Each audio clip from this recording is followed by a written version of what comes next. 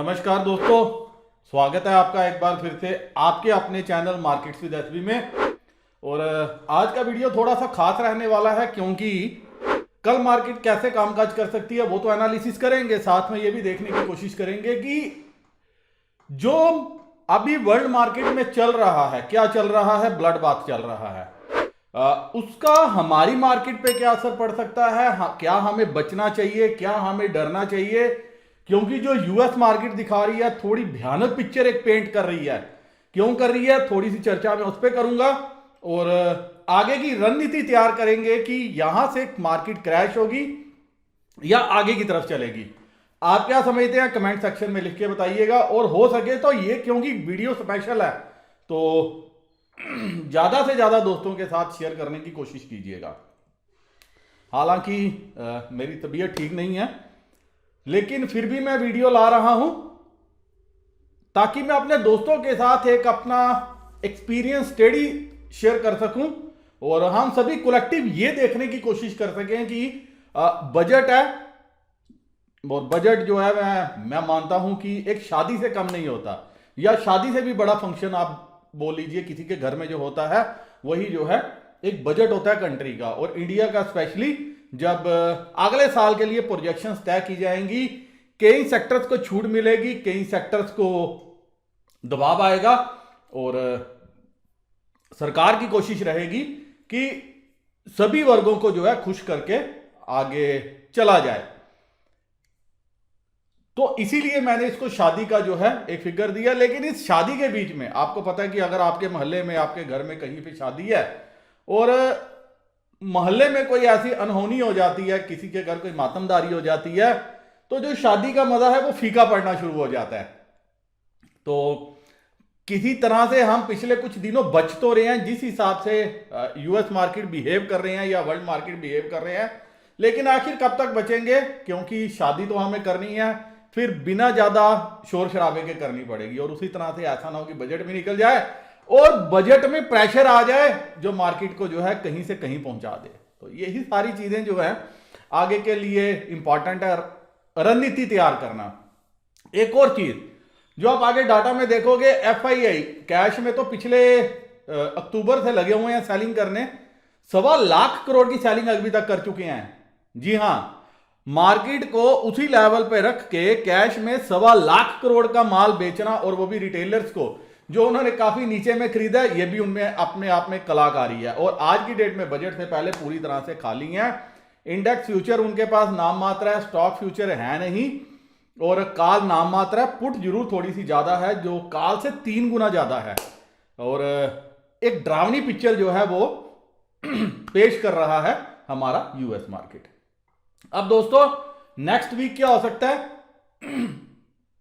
US market के सभी index अपने सपोर्ट से काफी नीचे चल रहे हैं। उसके लिए एक दो कारण है, कारण मैं बाद में चर्चा करूंगा। लेकिन आगे अब क्या और ऐसा क्यों इंपॉर्टेंट है। जिस हिसाब से बॉन्ड यील्ड बढ़ी, आप सभी ने देखा 1.9 के ऊपर चली गई, अभी हालांकि 1.7577 के लगभग है। लेकिन जिस हिसाब से बॉन्ड में तेजी आई और हमारे इक्विटी में सेलिंग आई, ऐसा क्यों दोस्तों। यूएस की जो स्टोरी है वो एक अलग है बाकी डेवलपिंग कंट्री से। हमारे यहां बचत को प्रेफरेंस दी जाती है, तभी आप सभी ने देखा अभी तक जो है मार्केट में पैसा आई जा रहा है, आई जा रहा है, आई जा रहा है, क्योंकि जितना भी बचत का पैसा लोगों के पास, या लोग उधार लेके भी, बैंक से लोन लेके भी इक्विटी में पैसा लगा रहे हैं। लेकिन यूएस में इसके बिल्कुल अपोजिट है।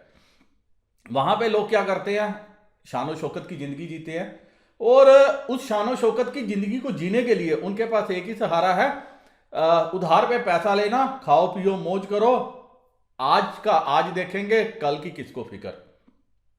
इसी रणनीति पे आगे चलते हुए बैंकों से खूब कर्जा लेके, क्योंकि 0% पे कर्जा मिल रहा है तो किसको दिक्कत है, मुझे भी 0% ब्याज पे पैसा मिले, और जिसमें यह नहीं पता कि मुझे लौटाना कब है, तो मेरे लिए तो सोने पे सुहागा है। तो वही करते हुए उन लोगों ने खूब खाया पिया, मौज मनाया, कंपनियों की चांदी रही।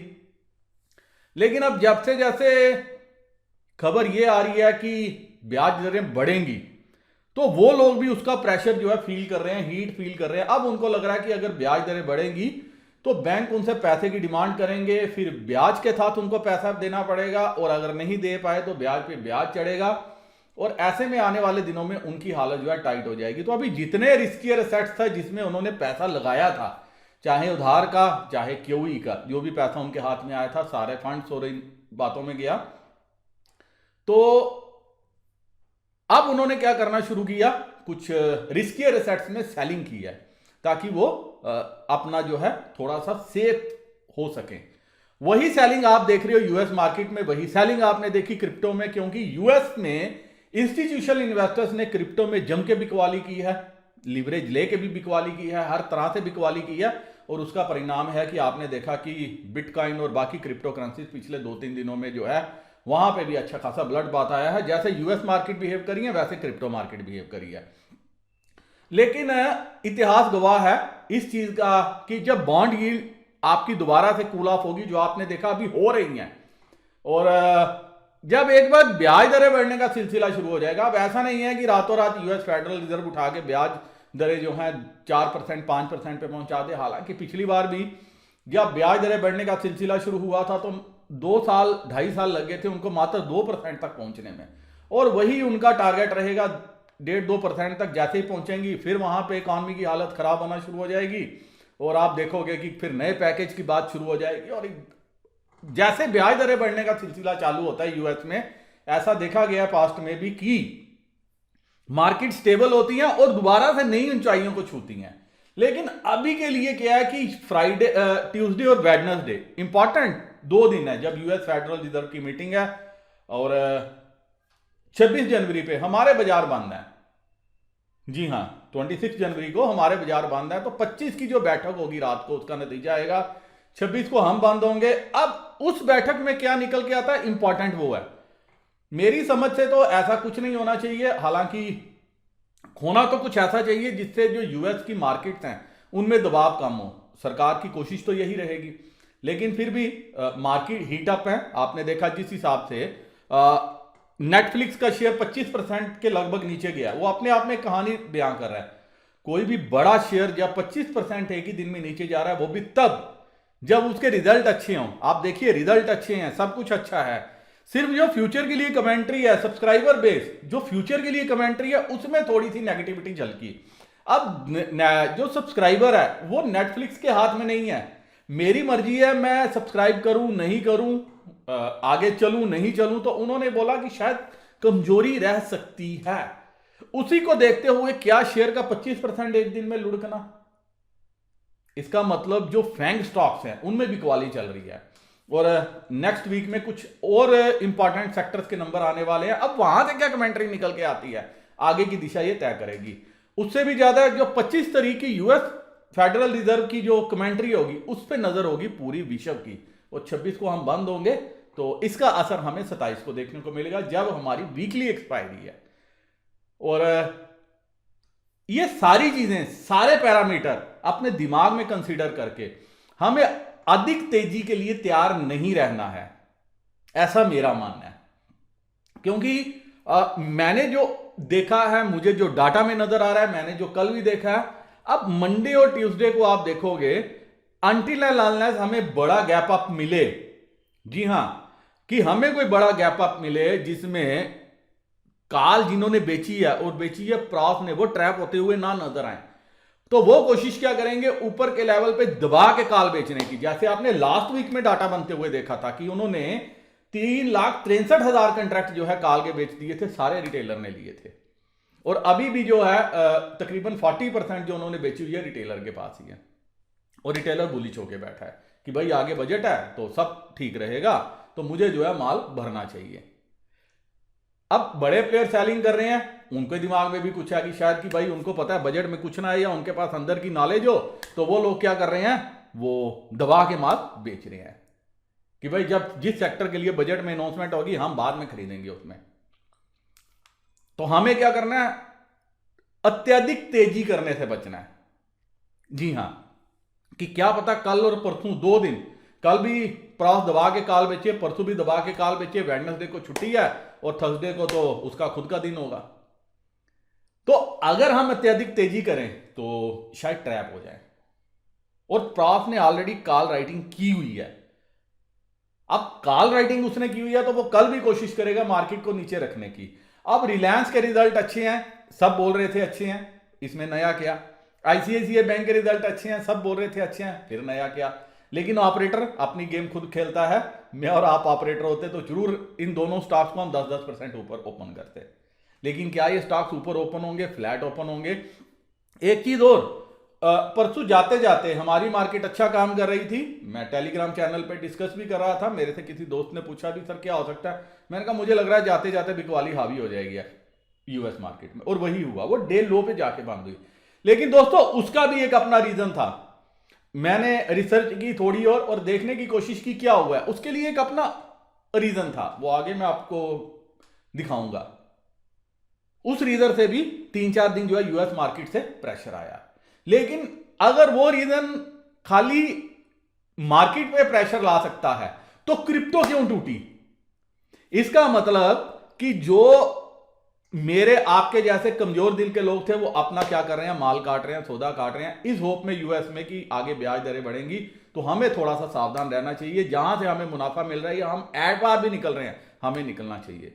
तो बुधवार को जब हमारी मार्केट बंद रहेगी 26 जनवरी के उपलक्ष्य में 26 को, अगर यूएस से कुछ ऐसी बयानबाजी आती है तो आप देखोगे 26 को या 25 रात को ही यूएस मार्केट में मुझे ऐसा लग रहा है कि 1500 पॉइंट 2000 पॉइंट की करेक्शन भी डो दिखा सकता है।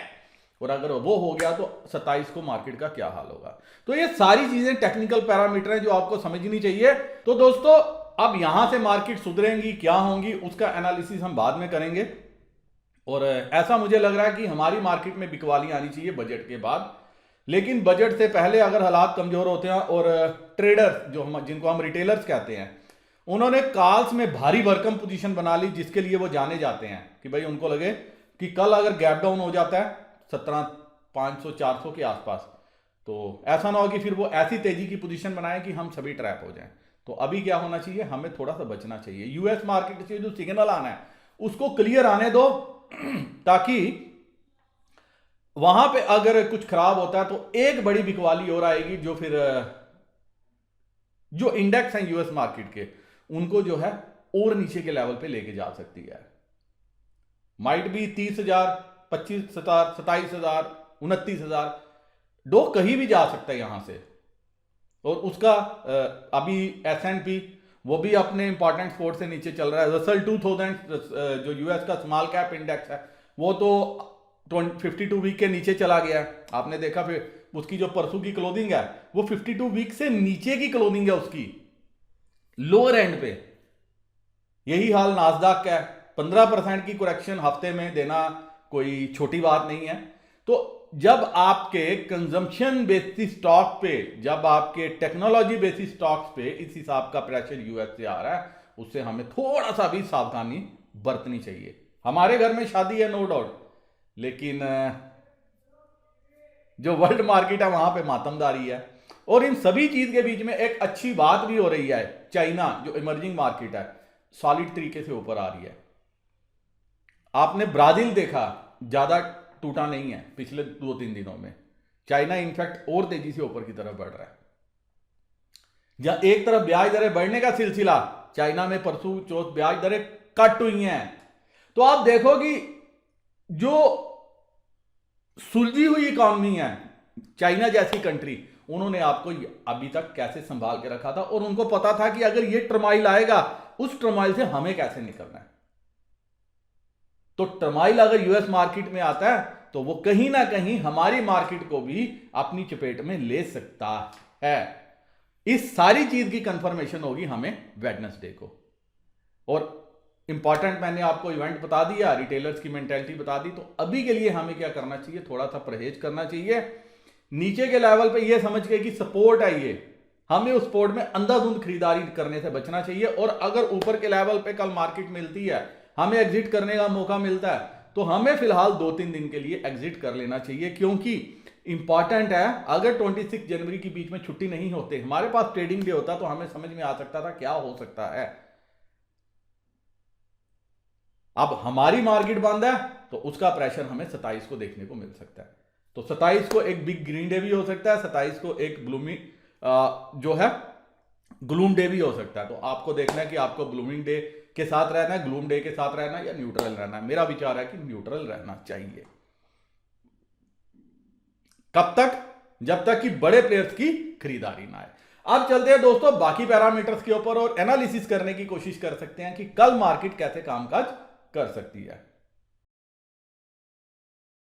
अब दोस्तों जैसा मैं आपसे डिस्कस करता रहता हूं, ऑप्शंस जो है ये खाली हमारी मार्केट ही नहीं पूरे वर्ल्ड में जो है एक इंपॉर्टेंट रोल प्ले करते हैं स्टॉक्स या मार्केट की मूवमेंट को ट्रैक करने के लिए। तो आप देखिए जो समझ में आ रहा है, जो एक चीज सामने आई है वो ये है कि stock jitters grow as 3.3 trillion of options expire in a day. तो आप समझ सकते हो कि 3.3 ट्रिलियन के डॉलर के ऑप्शन जो है वो फ्राइडे को एक्सपायर हुए हैं। कहां पे हुए हैं? यूएस मार्केट में हुए हैं। तो आप यहां पे देख सकते हो ब्लूमबर्ग के हवाले से options expirations of more than 3 trillion dollar are helping stock market turbulence in a week already defined by rout in stay at home stocks and gyrations in bonds.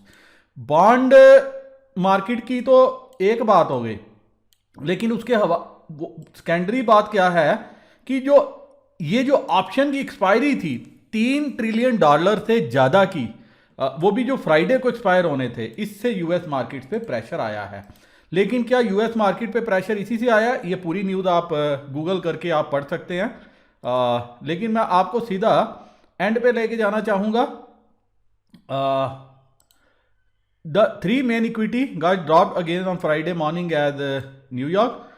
Is options expiration a contributor to sell off? Yes, it is a prime driver. जी हां, लेकिन साथ साथ दूसरी बात जो Chris Murphy हैं वो क्या कहते हैं? The Fed and deleveraging is the reason for the sell of.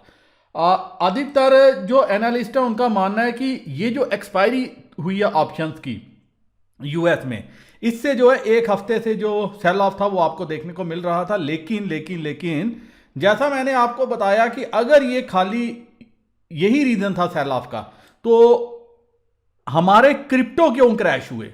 अंधाधुंध क्रैश हुए। बिटकॉइन जो है $34,000 पे आ गया अगेन। तो इसका मतलब कहीं ना कहीं इक्विटी के प्रेशर के साथ साथ ये प्रेशर भी था। और अब मार्केट में जो दोबारा से पोजीशंस बनेगी तो वो मार्केट को कहीं ना कहीं संभालने का काम करनी चाहिए। लेकिन जो फेडरल की मीटिंग है, जो फेड रिजर्व की मीटिंग है, वो हमारे लिए एक इंपॉर्टेंट ट्रिगर का काम कर सकती है कि फर्दर यहां से सेल ऑफ जो है वो इंटेंसिफाई होगा।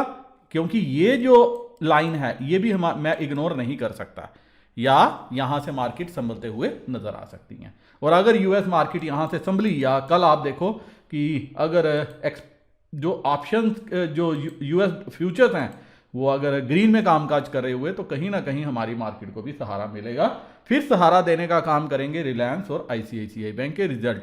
लेकिन जैसे मैंने कहा कि अगर मोहल्ले में कहीं दिक्कत आती है तो उसका प्रेशर जो है हमें भी देखने को मिल सकता है।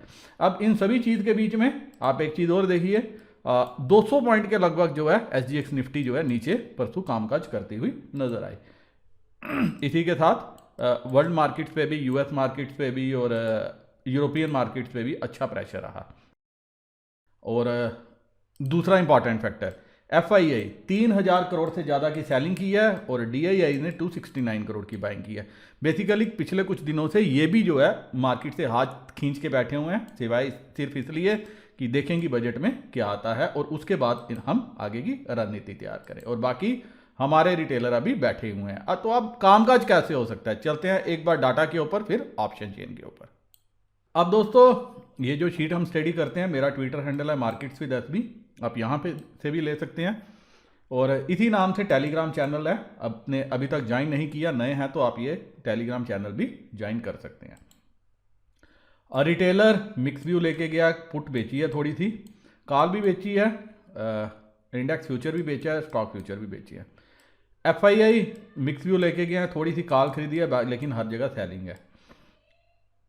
प्रॉस मिक्स व्यू लेके गए हैं, स्टॉक और इंडेक्स खरीदे हैं और हल्की सी यहाँ पे, और बेसिकली किसी भी कैंप ने कोई मेजर पोजीशन जो है वो बचाने से परहेज किया है फ्राइडे को, स्पेशली प्रॉस ने, और मुझे लग रहा है कल ये ज़्यादा एग्रेसिव होंगे पोजीशन बनाने के मामले में, और DIA बुलिश व्यू लेके गए हैं। और परहेज सिर्फ इसलिए किया है कि एक रिलायंस के रिजल्ट हैं, एक ICICI बैंक के रिजल्ट हैं, और मंडे को एक्सिस बैंक के रिजल्ट भी हैं। तो अगर कल कहीं ना कहीं अगर इससे सहारा मिल जाता है आई से, फिर एक्सिस बैंक के रिजल्ट अच्छे आते हैं, वो मार्केट आज के दौरान आते हैं, और साथ में आपके private sector bank HDFC bank और कोटक बैंक ने काफ़ी जो है फ्राइडे को मार्केट को संभालने का काम किया था, नीचे से ऊपर आए थे। और कल अगर मार्केट की ओपनिंग में ये ज़्यादा गिरावट नहीं दिखाते तो कहीं ना कहीं एक अच्छी शुरुआत बैंक निफ्टी में देखने को मिल सकती है। लेकिन डिपेंड करेगा कि हमारी मार्केट खुलने से पहले एशिया की मार्केट कैसे कामकाज करी है और US मार्केट के फ्यूचर कैसे कामकाज करेंगे। अब रिटेलर 42,171 कंट्रैक्ट इनके पास लॉन्ग है, प्रॉस के पास 1509 कंट्रैक्ट हैं, FII 381 कंट्रैक्ट शॉर्ट साइड में आ गए हैं। अब देखिए लॉन्ग क्लोज किए हैं इन्होंने, फर्दर शॉर्ट भी ऐड किए हैं, इसका मतलब ये मार्केट में शॉर्ट पोजीशन क्रिएट कर रहे हैं। अब जो बजट का हमें पता है वही बजट का इनको भी पता है, इनको भी पता है कि इंडिया का बजट है, लेकिन उससे पहले इन्होंने जम के बिकवाली चल रही है और इवन इंडेक्स में ये शॉर्ट जा रहे हैं। तो कहीं ऐसा तो नहीं है कि ये 2 दिन में इंडेक्स को और 10-20-30 हज़ार कंट्रैक्ट बेच दें जो हमारे रिटेलर खरीदे? ये एक इंपॉर्टेंट क्वेश्चन है। अब रिटेलर 65,000 कंट्रैक्ट कॉल है, FII 95,538 कंट्रैक्ट है कॉल साइड में, 819 कंट्रैक्ट DIA के पास है, 1,61,000 कंट्रैक्ट जो है प्रॉस ने शॉर्ट किए हैं, मतलब इसने कवरिंग नहीं की परसों के सेशन में भी। अब पुट साइड में 3,22,000, थोड़ा सा नंबर रिटेलर ने बढ़ाया है, DIA के नंबर में चेंज नहीं है, FII हल्का सा चेंज है, 2,63,000 कंट्रैक्ट है, और 13,186 13,186 कंट्रैक्ट प्रॉस राइड करके गया। एक बात देखने वाली है कि मार्केट परसों नीचे आई है लेकिन इन्होंने हमने कवर नहीं किए, मतलब ये पोजीशंस कवर नहीं हुई, इसका मतलब इनको लग रहा है कि शायद मार्केट जो है अभी नीचे जा सकती है। स्टॉक फ्यूचर में 11,78,000 11,78,000 कंट्रैक्ट रिटेलर के पास है, FII यहां पे भी सेलिंग की है, 51,000 कंट्रैक्ट इनके पास है, 1,92,000 कंट्रैक्ट प्रॉस के पास है, और 16,22,000 कंट्रैक्ट DIA बेच के बैठा है। अब चलते हैं दोस्तों सीधा ऑप्शन चेन पे। ऑप्शन चेन 17,617 एप क्लोजिंग है, 17,600 पे चलते हैं। आप देखिए फर्दर ये कॉल ऐड हुई है, पुट ऐड हुई है, ये ऐड हुई है, और 17,400 पे भी अच्छा खासा नंबर ऐड हुआ है, और रिटेलर ने ये बेची हुई है। और कॉल साइड में 17,600 पे 42,000 कंट्रैक्ट ऐड हुए हैं, 17,700 पे 41,000 हैं, और 17,800 पे 37,000 कंट्रैक्ट हैं।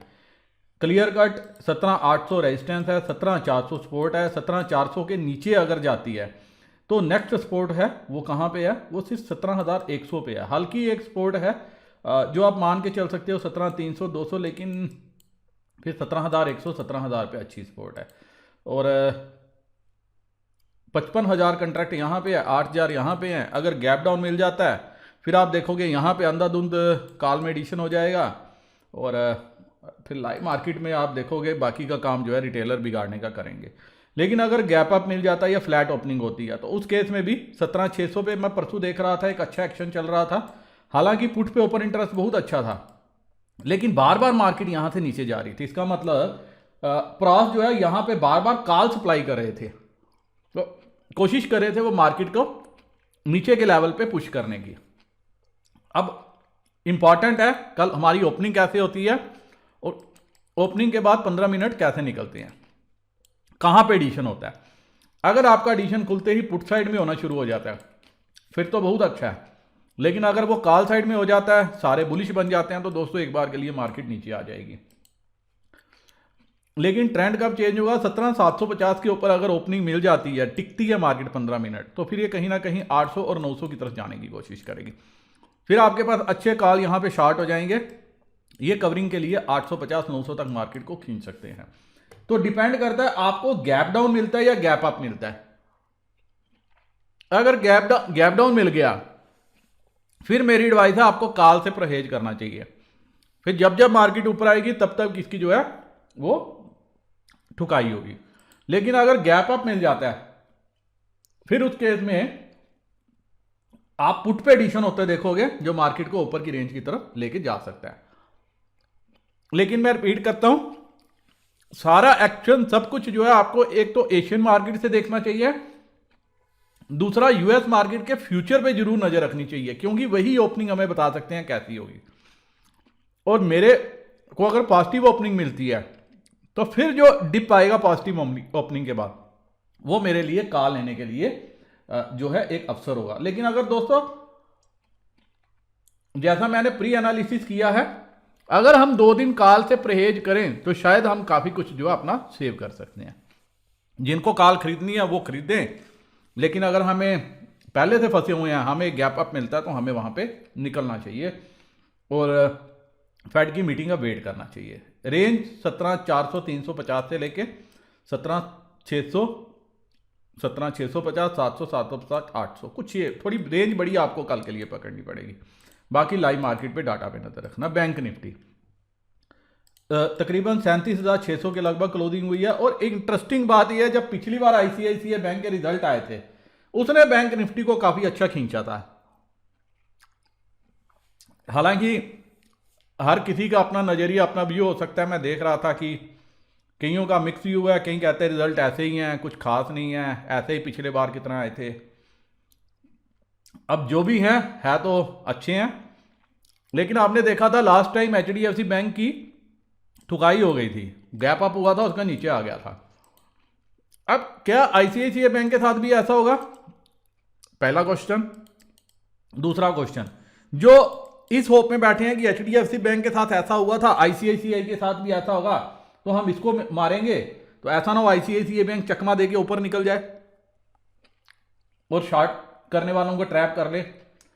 तीसरा, क्या पता ऑपरेटर हावी हो जाए और ये खोले इसको फ्लैट से नेगेटिव और उसके बाद ये ऊपर आए, तो कुछ भी हो सकता है रिजल्ट स्टॉक्स में। लेकिन ऑप्शन चेन क्या कहती है?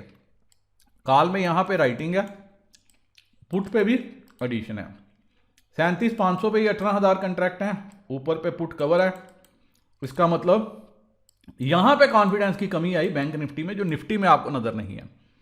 तो 37,700 800 900 38,000 ये जो कवरिंग है मुझे ये दिखा रही है, ये जो राइटर्स थे जिन्होंने पुट बेची हुई थी और जिनके पास पुट थी, कहीं ना कहीं जो पुट होल्डर्स थे उन्होंने यहां पे कवरिंग कर ली और वो हैं हमारे बिग प्लेयर्स, और नीचे की तरफ शिफ्ट कर लिया कि भाई मेरे को यहां से मुनाफा मिल रहा है, मैं यहां से कर लेता हूं और मैं नीचे की तरफ शिफ्ट हो जाता हूं। और कॉल भी उन्होंने क्या किया, थोड़ी सी खरीदी है। और जो एफआईआई की कॉल है मुझे समझ में आ रहा है वो ये कॉल है जो इन द मनी बन गई है। 37,000 37,200 300 400 500, इवन 500 वाली भी इन द मनी है। तो कल अगर आप थोड़ा सा भी पॉजिटिव ओपनिंग मिल जाती है, गैप अप मिल जाता है, 850 900 200 250 300 पॉइंट की एक गैप अप मिल जाता है, तो आप देखोगे 800 900 के पास ओपनिंग अगर हो जाए तो ये काफ़ी अच्छी कॉल है जो यहाँ पे शॉर्ट हो जाएंगी। और शॉर्ट एक्चुअली बैंक निफ्टी में डाटा इतना नहीं है जितना निफ्टी में है। आप देखो कि कॉल साइड में अभी मैदान ओपन है, जो एक रेजिस्टेंस है वो 38,000 के ऊपर है, जहां 86,000 कंट्रैक्ट है। और यहां पे 37,500 पे हल्का सा मैं रेजिस्टेंस मानूंगा, 37,600 पे हल्का सा मानूंगा। तो बैंक निफ्टी में ज्यादा गुंजाइश है ऊपर की तरफ जाने की। कहां तक जा सकती है दोस्तों? अगर कल एक अच्छी ओपनिंग मिल जाती है बैंक निफ्टी को तो 38,300 38,500 तक भी जा सकती है। और डाउन साइड में 37,000 पे नजर रखनी चाहिए, क्योंकि अगर गैप डाउन ओपनिंग मिली तो फिर कहीं ना कहीं ये 37,000 पे सपोर्ट लेगी और फिर आप देखोगे यहाँ कॉल साइड में जो है ओपन इंटरेस्ट इंक्रीज हो जाएगा। तो जो कल की रेंज है वो लोअर साइड पे 37,000 और अपर साइड पे 38,500। बैंक निफ्टी में आपको थोड़ी सी जो रेंज बड़ी पकड़नी चाहिए कल के लिए। और अगर एक बार 38,000 के ऊपर निकली, 38,050 या 38,100 के ऊपर स्पॉट निकला, बहुत अच्छी शॉर्ट कवरिंग वो ट्रिगर कर सकता है, जो फिर 38,300 38,500 तक बैंक निफ्टी को पहुंचा सकता है। और बड़े प्लेयर्स भी मुझे लग रहा है एक बार के लिए कोशिश करेंगे कि बैंक निफ्टी को ऊपर लाने की, ऐसा मेरा मानना है। बाकी रब राखा, मुझसे ज़्यादा ऑपरेटर को पता है कि वो क्या चाहता है। तो ये था निफ्टी बैंक निफ्टी का एनालिसिस। उम्मीद है दोस्तों इस एनालिसिस के बेसिस पे कल अब आपको ट्रेड लेने में कोई सहायता मिले। और जाते जाते एक चीज़ और, अभी जो 2 वीकेंड है, वीकेंड में भी यहाँ पे ट्रेड चलता है, तो अभी सिर्फ 8 पॉइंट नीचे है परसों की क्लोजिंग से। तो उम्मीद है मुझे कि यहाँ पे अगर एक 150-200 पॉइंट की रिकवरी हमारी मार्केट खुलने से पहले मिलेगी तो हमें भी एक पॉजिटिव ओपनिंग मिल सकती है, पॉजिटिव टू फ्लैट ओपनिंग मिल सकती है। फिर बाकी का लाइव मार्केट पे देखेंगे कि डाटा कैसे फॉर्म होता है, और जैसे मुझे भी कुछ नज़र आया तो मैं अपने टेलीग्राम चैनल पे अपडेट करने की कोशिश जरूर करूंगा। इसी के साथ दोस्तों ये वीडियो मैं यहीं खत्म करने इजाजत चाहता हूं। उम्मीद करता हूं कि इस एनालिसिस के बेसिस पे अब आपको सारी बात क्लियर हो गई होगी कि आपको ट्रेड कैसे लेना है।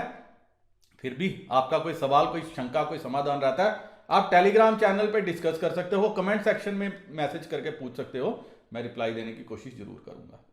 उम्मीद है ये वीडियो आप ज्यादा से ज्यादा दोस्तों तक शेयर करने की कोशिश करोगे, ताकि वो भी समझ सकें कि अगला वीक जो एक इंपॉर्टेंट वीक है, उनको इस वीक में कैसे ट्रेड लेना चाहिए, कहां पे बचना चाहिए, कहां पे एक्सीडेंट हो सकता है, और एक्सीडेंट से जो है उनको अपने आप को बचाना चाहिए। वीडियो करता हूं खत्म। नमस्कार, जय हिंद।